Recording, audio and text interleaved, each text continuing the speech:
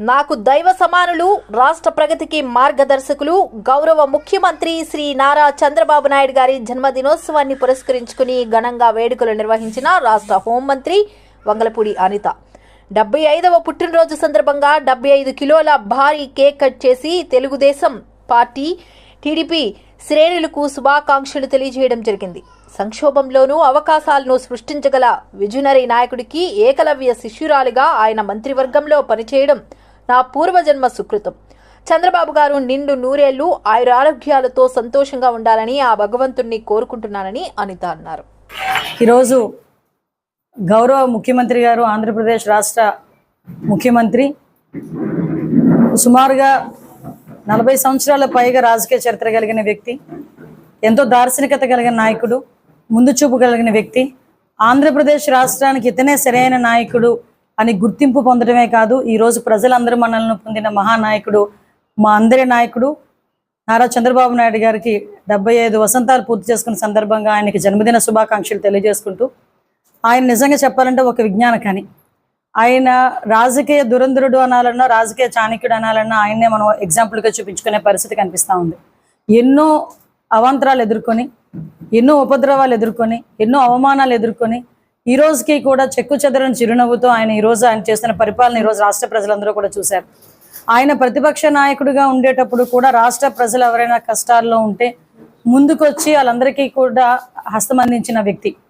అప్పుడు కర్నూలులోని వరదలు కాకినాడలో వరదలు జరిగినప్పుడు, కోనసీమలో వరదలు జరిగినప్పుడు కూడా ఆయన ప్రతిపక్షంలో ఉన్నప్పటికీ కూడా సుమారుగా అప్పట్లోనే 5 కోట్ల విలువైన భోజన సామాగ్రి, బట్టలు అవన్నీ కూడా పంచిపెట్టిన పరిస్థితి.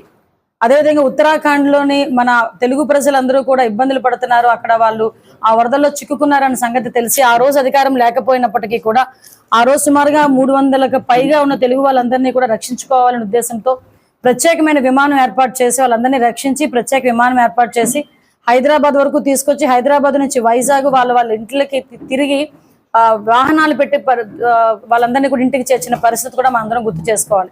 ఇంకా అధికారంకి వచ్చిన తర్వాత అయితే ఆయన ఎన్నో హడిల్స్ని ఎదుర్కొన్నారు, అదేవిధంగా ఎన్నో డిజాస్టర్స్ని ఆయన ఎదుర్కొన్నారు. మనకు అందరికీ తెలుసు హుద్హుద్ తుఫాన్. ఆ రోజు నేను ఎమ్మెల్యేగా ఉండి ఆ రోజు కూడా నేను చూశాను. అంటే ఒక ముఖ్యమంత్రికి ఒక ఇంత పెద్ద బంగ్లా ఉండాలి, అదేమీ కాదు. నేను ఎక్కడున్నా కూడా నా అడ్మినిస్ట్రేషన్ చిన్న బస్సులోనైనా చూసుకోగలిగి నేను ప్రజలకి మంచి చేయాలనే ఉద్దేశంతో ఆ రోజు వితిన్ 10 days రిజిస్టర్ చేసిన పరిస్థితి. ఇవన్నీ ఎందుకు చెప్తున్నానంటే, ఒక 75 సంవత్సరాలు కలిగిన ఒక రాజకీయ నాయకుడికి చెప్పుకోవడానికి ఒకటో రెండో ఉండొచ్చు, కానీ ఈ రోజు చంద్రబాబు నాయుడు గారి గురించి చెప్పుకోవాలంటే కోకొలలు చెప్పుకోవచ్చు. ఇలా కూర్చుంటే కొన్ని గంటలైనా మనం మాట్లాడుకోగలం. అటువంటి వ్యక్తి. ఏదైనా క్రైసిస్ మేనేజ్మెంట్ అన్నది ఆయన చూసి నేర్చుకోవాలి. కొన్ని సందర్భాల్లో, నేను చాలా సందర్భాల్లో చెప్తాను, ఒక ఏకలవ్య శిష్యురాలు నేను. ఆయన చూసి నేర్చుకున్నాం, ఆయన మాట విని నేర్చుకున్నాం, ఆయన బాడీ లాంగ్వేజ్ చూసి నేర్చుకున్నాం, ఆయన ఏ సమయంలో ఏ నిర్ణయం తీసుకుంటారో చూసి మేము నేర్చుకునే పరిస్థితి కూడా కనిపించింది.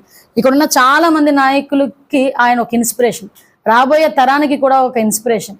2020 విజన్ అంటే ఏంటి, విజన్ అని నవ్విన వాళ్ళందరూ కూడా ఈరోజు ముక్కును వేలేసుకునే పరిస్థితి. అదే సైబరాబాద్లోని, హైదరాబాద్లోని కూడా ఈరోజు అది చూస్తే మనం ఆంధ్రప్రదేశ్లో ఉన్నామా లేకపోతే అక్కడ ఫారిన్ కంట్రీలో ఉన్నామా అన్న తలంపు వచ్చే పరిస్థితులు ఆ రోజు కనిపించింది. మళ్ళీ ఈరోజు 2047 విజన్ అని చెప్పి ఈరోజు మళ్ళీ మనం ముందుకు తీసుకొచ్చి ఆంధ్రప్రదేశ్ రాష్ట్రాన్ని 2047 కల్లా అగ్రగామిగా నిలబెట్టడానికి ఈ రోజు నుంచి కూడా ప్రణాళిక రచిస్తున్న వ్యక్తి. అన్నిటికీ మించి ఈరోజు ప్రజల భాగస్వామ్యంతో P4 విధానంతో ఒక బంగారు కుటుంబాన్ని ఏర్పాటు చేసి మార్గదర్శనం ముందుకు తీసుకొచ్చి ఆ కుటుంబాన్ని గవర్నమెంట్ పరంగా ఎంతవరకు ఆదుకోగలం, ప్రైవేట్ పరంగా వాళ్ళు ఎంతవరకు ఆదుకోగలరు అనే నిర్ణయంతో ఈరోజు సుమారుగా 20 లక్షల కుటుంబాలను ఈరోజు టార్గెట్గా చేసుకుని బంగారు కుటుంబాల కింద మార్చిదిద్దే కార్యక్రమం. ఇవన్నీ చేయటానికి, ఇవన్నీ కూడా ఆయన కళలు సాకారం అవటానికి, ఆయన మంచి ఆరోగ్యం భగవంతుడు ఇవ్వాలని మనస్ఫూర్తిగా కోరుకుంటున్నా. ఒకటైతే చెప్తున్నానండి, ఎవరైనా ఈ ఎలక్షన్లో నెగ్గిన తర్వాత మళ్ళీ ఎలక్షన్ల గురించి ఆలోచించేవాడు మామూలుగా ఒక లీడర్ అయితే, నెక్స్ట్ జనరేషన్స్ కూడా ఆలోచించేవాడు ఒక విజనరీ. ఆ విజనరీ లీడర్ మా చంద్రబాబు నాయుడు గారు అవ్వడం, మా ముఖ్యమంత్రి అవడం నిజంగా మా అందరికీ కూడా గర్వకారణం. ఆయన హయాంలో పనిచేస్తున్నందుకు నిజంగా మేము అందరం కూడా ఇది ఒక పూర్వజన్మ సుకృతం కింద భావిస్తూ సార్కి మంచి ఆరోగ్యం ఇవ్వాలని, మా అందరినీ గైడ్ చేసే పరిస్థితిలో, అంటే మా అందరినీ కూడా గైడ్ చేసి ఒక మంచి రాజకీయ నాయకులుగా మమ్మల్ని అందరినీ కూడా తీర్చిదిద్దే క్రమంలో ఆయనకి ఎటువంటి హడిల్స్ రాకూడదని, ముఖ్యంగా ఎవరి దిష్టి కూడా తగలకూడదని మనస్ఫూర్తిగా కోరుకుంటూ, సార్ హ్యాపీ బర్త్డే.